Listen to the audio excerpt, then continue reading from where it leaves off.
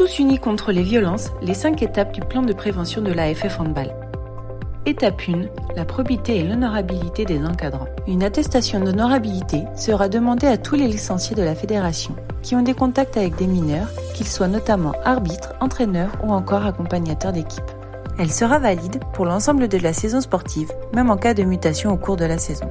Une mention encadrant, rattachée à la licence fédérale, des personnes ayant les fonctions d'éducateurs sportifs bénévoles et de dirigeants sera mise en place sans coût supplémentaire. Comme le prévoit la loi, dans le cadre de la lutte contre les violences sexuelles, les éducateurs sportifs bénévoles et les dirigeants d'associations pourront faire l'objet d'un contrôle auprès du fichier judiciaire des auteurs d'infractions sexuelles ou violentes.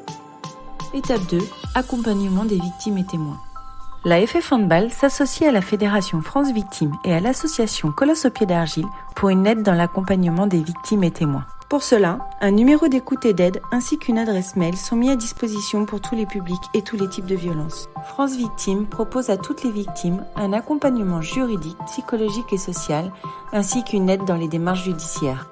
La cellule fédérale de suivi des signalements assure quant à elle l'assistance juridique des structures affiliées ou des cas soumis. Étape 3, sensibilisation et libération de la parole.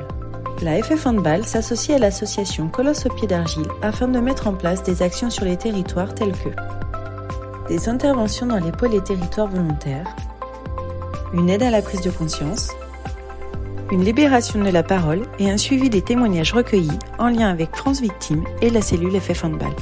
Colosse au pied d'argile pourra proposer une intervention au sein de la structure, en visio ou en présentiel, à destination des dirigeants et des parents. Étape 4, la formation des acteurs clés. Les territoires désignent chacun un binôme de référents territoriaux intégrité. Un séminaire de cohésion, prévenir et traiter les comportements déviants, sera mis en place pour tous les référents territoriaux. Celui-ci sera suivi par le déploiement de la formation dans les territoires par les référents intégrité.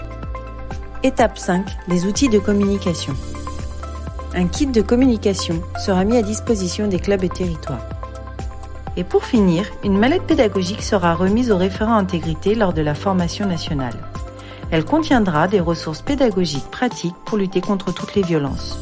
Merci de votre mobilisation.